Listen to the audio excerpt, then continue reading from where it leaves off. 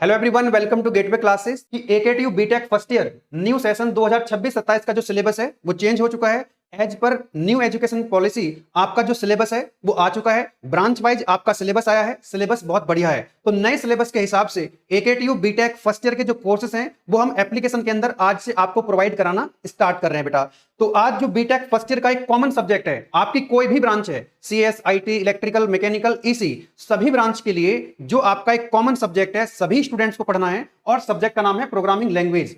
This is common to all branches. कई subject ऐसे हैं जो अलग अलग ब्रांच में अलग अलग चल रहे होंगे, लेकिन ये सब्जेक्ट ऐसा है बेटा, सभी स्टूडेंट्स को यहां पर पढ़ना है। तो आज की इस वीडियो में डॉक्टर निधि पारासर मैम जो है आपको ये सब्जेक्ट पढ़ाएंगी, तो सिलेबस के बारे में यहां पर आपको डिस्कशन करा जाएगा। AKTU BTech second year, third year, fourth year, तो वो डॉक्टर निधि पारासर मैम के बारे में बहुत अच्छे से जानते हैं, क्योंकि आप जो अभी एडमिशन चल रहे हैं, कुछ स्टूडेंट्स एडमिशन ले चुके हैं और अभी कुछ एडमिशन लेने वाले हैं। तो बेटा मैं सबसे पहले चाहूंगा कि जो सब्जेक्ट है आपका प्रोग्रामिंग लैंग्वेज, ये डॉक्टर निधि पारासर मैम आपको पढ़ाएंगी। तो मैम के बारे में थोड़ा सा मैं आपको यहां पर बताना चाहूंगा बेटा। देखिए, मैम के जो है कंप्यूटर साइंस में पीएचडी है, एमटेक गोल्ड मेडलिस्ट है मैम, नेट क्वालिफाइड है, 20 साल से ज्यादा का टीचिंग एक्सपीरियंस है। मैम ने जो है ऑफलाइन मोड में कॉलेज के अंदर ऑफलाइन मोड में पढ़ाया, उसके बाद पिछले काफी दिनों से जो है ऑनलाइन मोड में गेटवे क्लासेस के साथ जो है आपको पढ़ा रही हैं। तो most of the students of AKTU, अगर आप अपने सीनियर से बात करेंगे, second year, third year, fourth year के स्टूडेंट्स हैं, तो वो आपको मैम के बारे में बताएंगे। ठीक है बेटा, थाउजेंड्स ऑफ स्टूडेंट्स को ऑफलाइन ऑनलाइन मोड में पढ़ा चुकी हैं।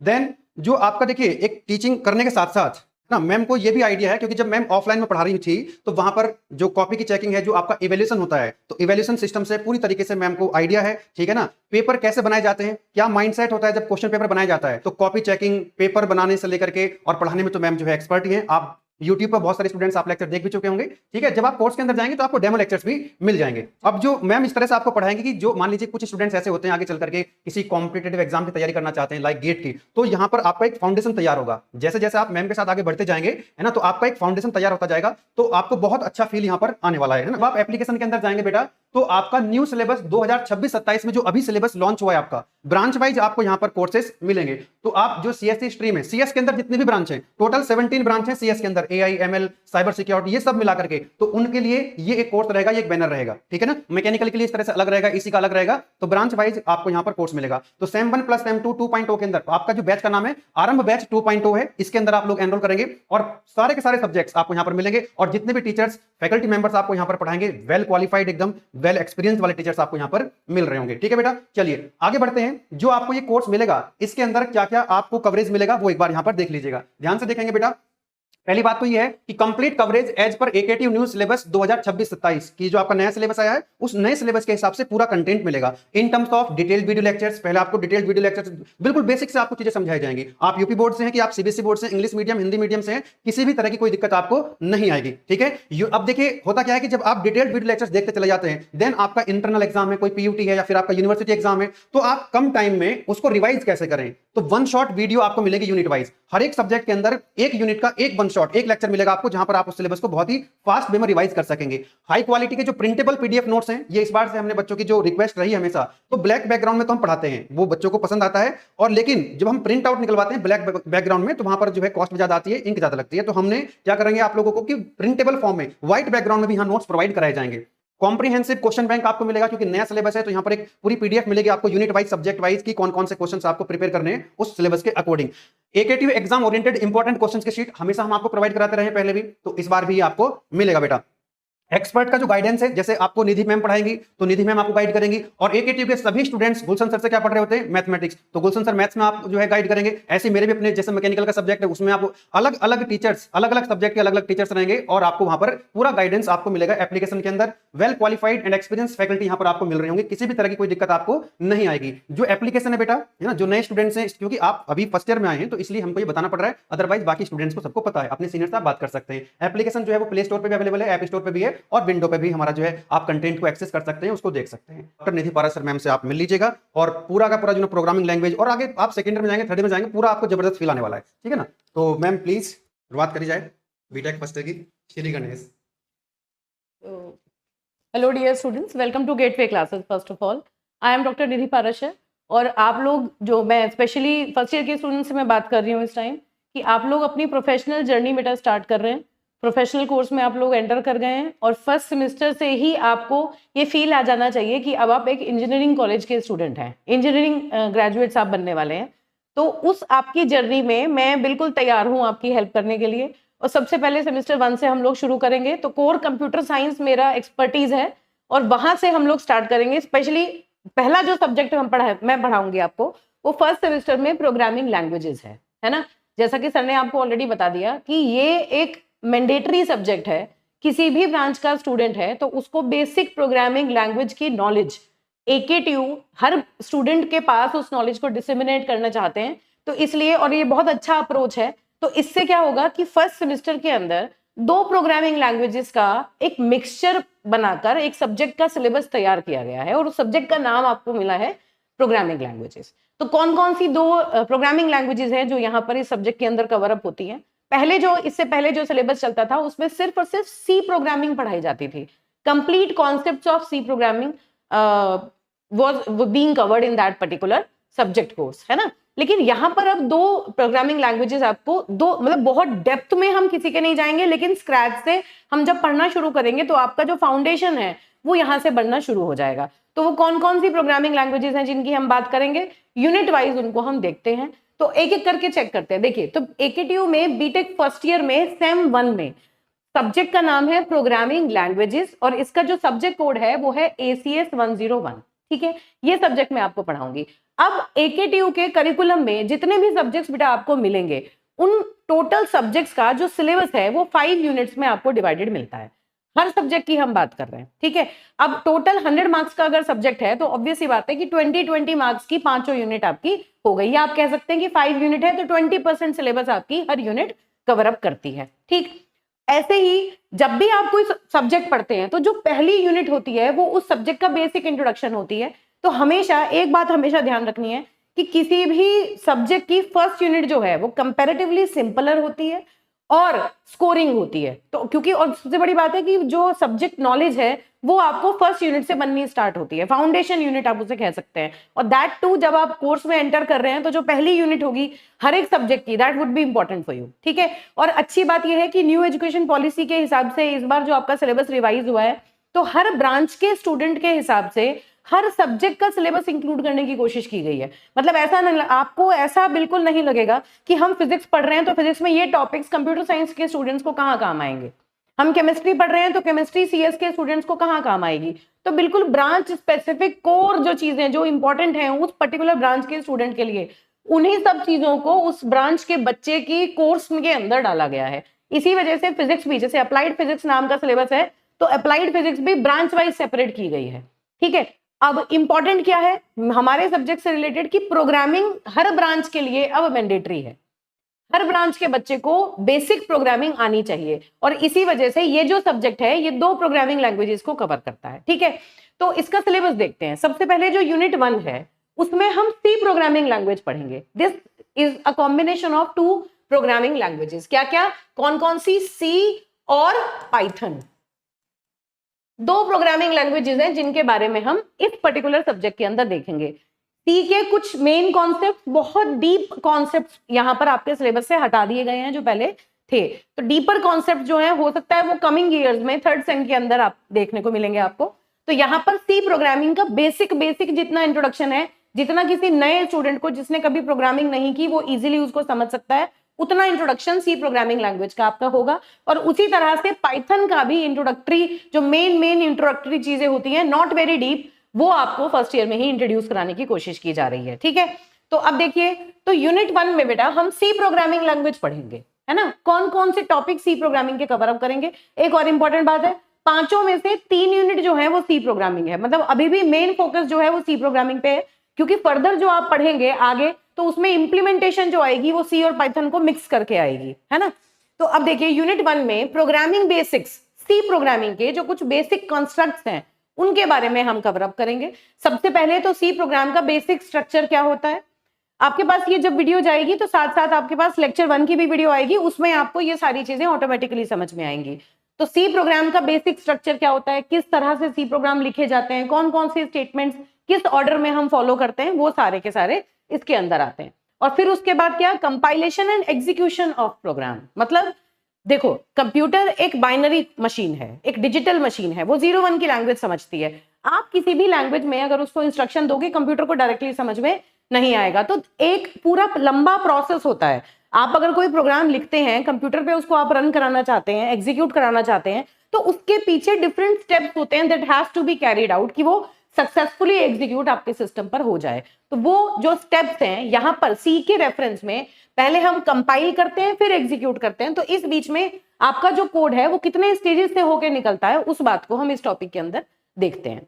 फिर आते हैं आपके data types, variables, constants, operators.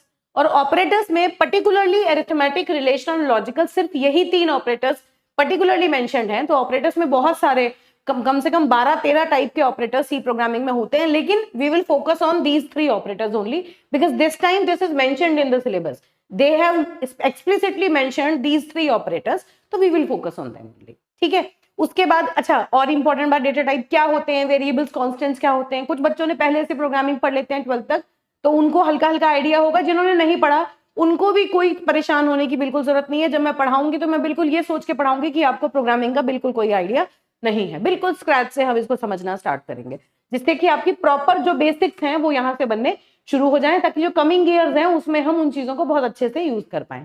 ठीक है। अब यहाँ पर उसके बाद इनपुट आउटपुट लेने के लिए, जैसे मान लीजिए आप कंप्यूटर को इनपुट देते हैं, भाई कोई काम करने के लिए, मान लीजिए आप कंप्यूटर से कह रहे हैं कि भाई 2 नंबर को ऐड करके हमें दीजिए, तो कंप्यूटर को आपको इनपुट देना पड़ेगा। कंप्यूटर अगर 2 नंबर को ऐड करके आपको रिजल्ट बताएगा तो कंप्यूटर आउटपुट देगा। तो उसके लिए डिफरेंट फंक्शंस यूज होते हैं, स्कैनफ, प्रिंटफ, सी के अंदर, उनके बारे में हम यहाँ पर बात करेंगे। उसके बाद टाइप कन्वर्जन है और सिंपल एक्सप्रेशंस के ऊपर कुछ ऑपरेशंस होते हैं, उनको देखेंगे। तो कंपैरेटिवली छोटी यूनिट है, काफी छोटी यूनिट है। बहुत इंपॉर्टेंट बात यह है कि स्कोरिंग यूनिट है। तो सी इस पर्टिकुलर सब्जेक्ट की यूनिट 1 सिंपल रहेगी, इजी है, और कंटेंट के हिसाब से भी ये बहुत छोटी यूनिट है। तो बस ये समझ लो कि यूनिट, और हर यूनिट से 20% सिलेबस आता है, तो स्मॉल यूनिट है, जल्दी कवर अप होगी। और इंपॉर्टेंट तो इक्वली सारी यूनिट्स होती हैं, फाउंडेशन आपका ये बना देगी। उसके बाद यूनिट 2 जो है, उसके अंदर हम decision making and control flow statements को पढ़ते हैं। इसके अंदर आपके if else statement, loop, switch cases, वो सब आ जाते हैं। ठीक है। तो कंट्रोल स्टेटमेंट्स के अंदर क्या क्या आ जाता है, इफ एल्स आता है, इफ आता है, नेस्टेड इफ एल्स आता है, स्विच केस आता है। वो यहाँ पर अलग से लिखा हुआ नहीं है, मैं लिख देती हूँ। कंट्रोल स्टेटमेंट में इफ एल्स, नेस्टेड इफ और स्विच, मेनली ये कंट्रोल स्टेटमेंट्स हम पढ़ते हैं। इसके साथ साथ ब्रेक, कॉन्टिन्यू, ये सब भी हम पढ़ेंगे। तो अभी इनको अलग अलग से यहाँ मेंशन नहीं है, इसके अंदर बहुत सारे सब टॉपिक्स हैं। तो कंपैरेटिवली ये जो आपकी यूनिट है ना, ये बड़ी है। इसका जो सिलेबस है वो काफी ज्यादा है, क्योंकि इसमें प्रोग्रामिंग बहुत सारी आएगी। तो देखिए, कंट्रोल स्टेटमेंट्स पढ़ेंगे, डिफरेंट टाइप के कंट्रोल स्टेटमेंट्स है। पहले इनके सिंटेक्स देखेंगे, कैसे लिखे जाते हैं, कैसे इवैल्यूएट होते हैं, और इनके ऊपर बेस्ड प्रोग्रामिंग प्रॉब्लम्स हम करेंगे। ठीक। फिर सारे PYQs जितने भी इससे पहले, जो एक्चुअली जो इससे पहले सब्जेक्ट चलता था उसका नाम था प्रोग्रामिंग फॉर प्रॉब्लम सॉल्विंग, और उसमें पूरी सी प्रोग्रामिंग थी जो आप बच्चे पढ़ते थे। तो पूरी सी प्रोग्रामिंग में अब की बार है प्रोग्रामिंग, अब भी कुछ टॉपिक्स हटाए गए हैं। तो जो टॉपिक्स प्रेजेंट हैं उन टॉपिक्स के प्रीवियस ईयर क्वेश्चंस हमारे पास अवेलेबल हैं। तो हमें पता है कि किस तरह से, किस बेसिस पे क्वेश्चन आते हैं। तो खूब कॉम्प्रिहेंसिव तरीके से, उसी तरह से हम इसको समझ के चलेंगे। फिर आता है आपका लूप। 3 तरह के लूप हम पढ़ेंगे, फॉर लूप, व्हाइल लूप और डू व्हाइल लूप। और ब्रेक और कंटिन्यू स्टेटमेंट्स इसके अंदर आते हैं, इनका यूज बहुत होता है। फिर फंक्शंस आ जाते हैं, मतलब सी में कुछ फंक्शन पहले से बने हुए रहते हैं और कुछ यूजर अपनी रिक्वायरमेंट के हिसाब से छोटे छोटे फंक्शंस क्रिएट कर सकता है। वो चीज यहाँ पर हम सीखेंगे, किस तरह हम फंक्शंस डिफाइन कर सकते हैं, कैसे फंक्शन को कॉल करेंगे, रिटर्न कैसे करता है फंक्शन, कॉल बाय वैल्यू एक पैरामीटर पासिंग मेथड है, वो यहाँ पर है। बस एक और बात इंपॉर्टेंट है, पहले वाले सिलेबस में कॉल बाय रेफरेंस भी ऐड होता था। तो मतलब कंपैरेटिवली सिलेबस को सिंपलर करने की कोशिश की गई है। कुछ रिमेनिंग जो चीजें हैं वो आप कमिंग ईयर्स में पढ़ेंगे। तो फंक्शंस में इजी कर दिया गया, डेफिनेशन, बेसिक फंक्शन कैसे बनाते हैं, और कॉल बाय वैल्यू तक इस कॉन्सेप्ट को लिमिट किया गया है। उसके बाद एक कॉन्सेप्ट आता है रिकर्शन, जो कि बहुत बहुत इंपॉर्टेंट है। आप फर्स्ट ईयर से इसको पढ़ के चलेंगे, क्योंकि ये आगे आने वाले सालों में जो आप कोर सब्जेक्ट्स पढ़ेंगे वहां पर आपके बहुत काम आएगा। इसका बेसिक इंट्रोडक्शन और इस पे सिंपल एग्जांपल्स जो हैं वो हम यहाँ पर कवर अप करेंगे। अच्छा, एक और इंपॉर्टेंट बात है, यहाँ पर हर यूनिट के साथ देखिए, नए सिलेबस में हर यूनिट के साथ एक रियल कनेक्ट नाम का एक हेडिंग आप देखने को मिलेगा आपको। ये क्या है? रियल कनेक्ट का मतलब है कि ये जो टॉपिक्स, कई बार बच्चों के मन में सवाल होता है कि ये जो चीजें पढ़ रहे हैं ये हमारे कहाँ काम आएंगी। तो उसके लिए प्रैक्टिकली आपको समझ में आएगा कि देखिए C powers embedded systems. Embedded systems जब जनरेट बनाए जाते हैं तो इन चीजों का यूज किया जाता है। माइक्रो कंट्रोलर्स में ये सारी की सारी फंक्शनलिटीज यूज होती हैं। ऑपरेटिंग सिस्टम के जो कर्नल्स होते हैं, अभी ये बातें सबको पता नहीं है, ऑपरेटिंग सिस्टम जैसे एंड्रॉइड, विंडोज, आईओएस, ये ऑपरेटिंग सिस्टम्स होते हैं आपके लिनक्स। इनके जो कर्नल्स बनते हैं, मतलब ये समझ लो कि इनका जो मेन यूनिट है, जो ऑपरेटिंग सिस्टम का मेन कोड है, उसकी डिजाइनिंग के लिए ये जो कंस्ट्रक्ट्स हैं, प्रोग्रामिंग बेसिक जो है सी के, वो हम यूज करते हैं। ठीक है, धीरे धीरे जैसे आप वेल वर्स्ड हो जाएंगे इस पर्टिकुलर मतलब कंप्यूटर साइंस के साथ, तो आपको ये सारी बातें ऑटोमेटिकली समझ में आने लगेंगी।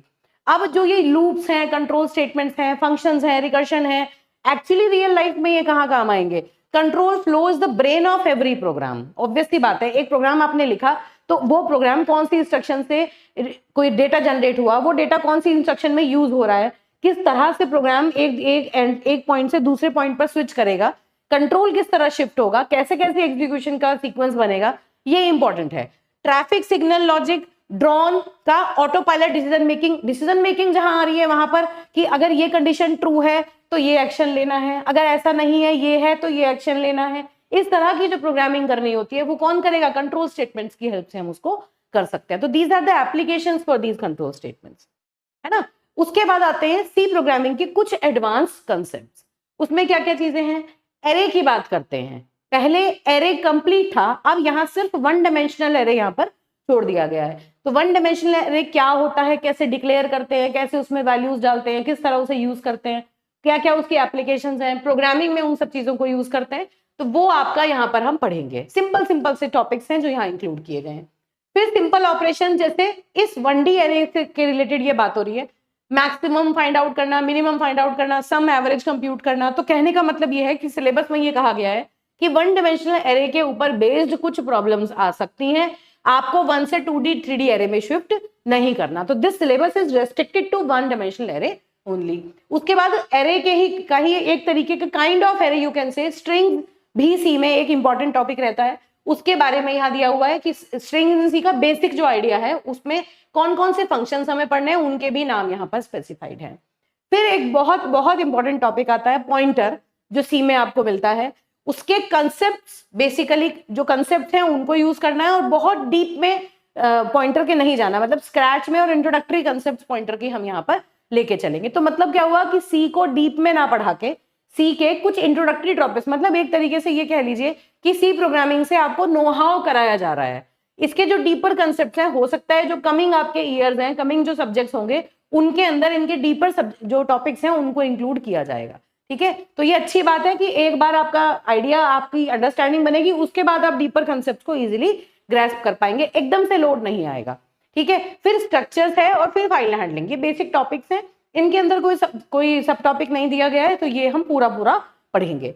उसके बाद इसका रियल कनेक्ट क्या है, जैसे sensor readings, image pixels store करने के लिए यूज करते हैं। इमेज पिक्सल का मतलब एक पूरी की पूरी इमेज है जिसके अंदर बहुत सारी पिक्सल्स होती हैं, तो ये जो पिक्सल होती है ना, ये एरे ऑफ पिक्सल की तरह हम स्टोर करते हैं, इस तरह से मान लो। तो मतलब ये जो टॉपिक्स हैं उनको रियल लाइफ से कनेक्ट करने की कोशिश की है। Pointers are the foundations of memory management in embedded systems. तो ये अभी एकदम से समझ नहीं आएगा, जब पढ़ोगे धीरे धीरे तो अपने आप ये चीजें कनेक्ट होती चली जाएंगी।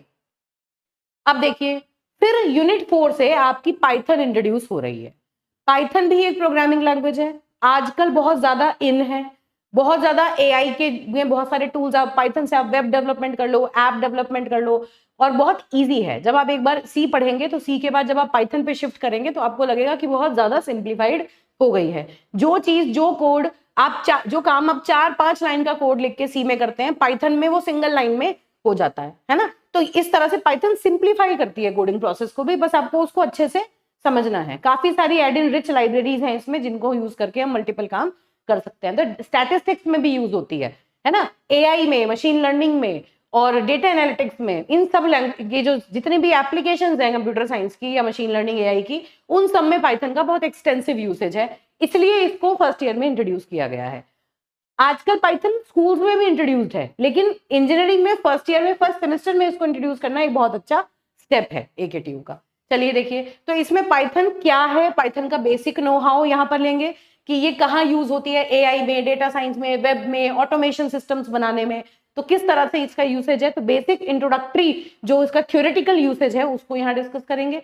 उसके बाद पाइथन के बेसिक्स मतलब variables, data type, input, print, operators, ये सारी की सारी चीजें हमने सी में भी पढ़ चुके होंगे जब हम यूनिट 4 में आएंगे, तो उन्हीं चीजों को पाइथन में देखेंगे कि ये काम पाइथन में हम कैसे करते हैं।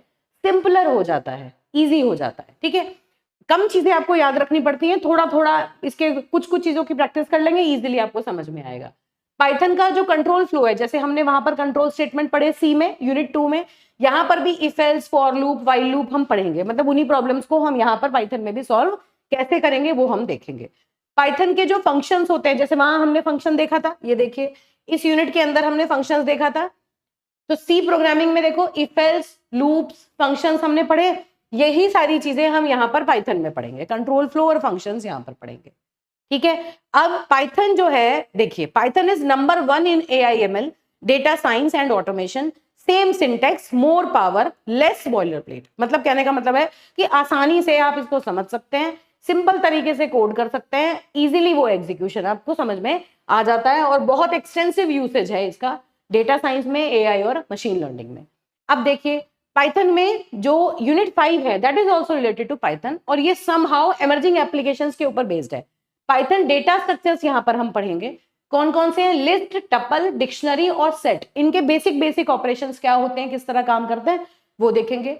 फिर देखेंगे पाइथन में फाइल हैंडलिंग क्या होती है, वहां पर जो यूनिट 3 थी उसमें हमने सी में फाइल हैंडलिंग पढ़ी थी, फिर हम देखेंगे कि पाइथन में फाइल हैंडलिंग को हम कैसे करते हैं। जैसे CSV फाइल है 2-3 लाइन की, मान लो CSV फाइल कोई दी हुई है, तो उसको कैसे हम रीड कैसे करें, कोई टेक्स्ट फाइल है तो उसको कैसे रीड करें, उसमें कैसे चेंजेस करें, पाइथन के अंदर भी हम इन चीजों को देखेंगे। फिर नमपाई जो है उसका इंट्रोडक्शन है, इंपॉर्टेंट कॉन्सेप्ट है, इसके अंदर array, mean, simple arithmetic, 5-6 line तक का कोड जो होगा उतने तक की यहाँ पर हमें रखनी है। तो देखिए लिख रखा है 5 लाइन्स, इसका मतलब है कि बहुत एक्सटेंसिव और बहुत डीपर आपको चीजें नहीं चाहिए, आपको टच करके समझ लेना है इतना कि हाँ इतना बेसिक नो हाउ आपको पाइथन में इन टॉपिक्स के ऊपर आ गया। फिर इंट्रोडक्शन टू मैटप्लॉटलिब है, ये एक तरीके से आप ये कहिए कि ये ग्राफ बनाने के लिए या प्लॉट्स बनाने के लिए लाइब्रेरी का पूरा इंट्रोडक्शन है। Plot a simple line graph, है ना, 4-5 लाइन तक का जो कोड है उसको आपको यहाँ पर रन करके देखना है, और एक छोटा सा मिनी डेमो जो कि IoT सेंसर सिमुलेशन के लिए बनाया जाएगा। तो ये आपका पूरा का पूरा, ये कह लीजिए कि यहाँ आप चीजें सीखेंगे और यहाँ थोड़ा सा आपका इम्प्लीमेंटेशन बेस्ड जो पोर्शन है वो दिया हुआ है, ठीक है। तो अब इसका भी रियल कनेक्ट, नमपाई जो है ये टेंसर फ्लो में यूज होता है। बेसिकली होता क्या है बेटा, मशीन लर्निंग, डीप लर्निंग, ये जो कॉन्सेप्ट हैं इनका जो कोड हम लिखते हैं यूजुअली वो पाइथन के बेसिक्स ही यूज करता है ना, पाइथन उसका कोर होता है। तो वहां पर जब पाइथन की बेसिक नॉलेज आपको होती है ना, तो आप ML में, डेटा साइंस में या मल्टीपल टाइप के टूल्स पर जब आप काम करोगे तो इसकी बेसिक अंडरस्टैंडिंग आपको यहीं से बननी धीरे धीरे शुरू हो जाएगी। मैटप्लॉटलिब क्या है, ये plots used in every engineering report and data science notebook, usually हम इसे यूज करते हैं, देखेंगे कहां से कैसे काम होता है। This unit opens the door to AI, IoT, that is internet of things, है ना, and data science using the same Python basics learned in unit this one, है ना। तो एक तरीके से जो पहले हमने आप चीजें पढ़ी हैं उसी के ऊपर उसको फाउंडेशन बना के ये चीजें हमें पढ़नी है। क्यों पढ़नी है, ताकि पाइथन की जो और चीजें आगे कमिंग ईयर्स में हमें देखने को मिलेंगी उसका बेसिक फाउंडेशन बन जाए।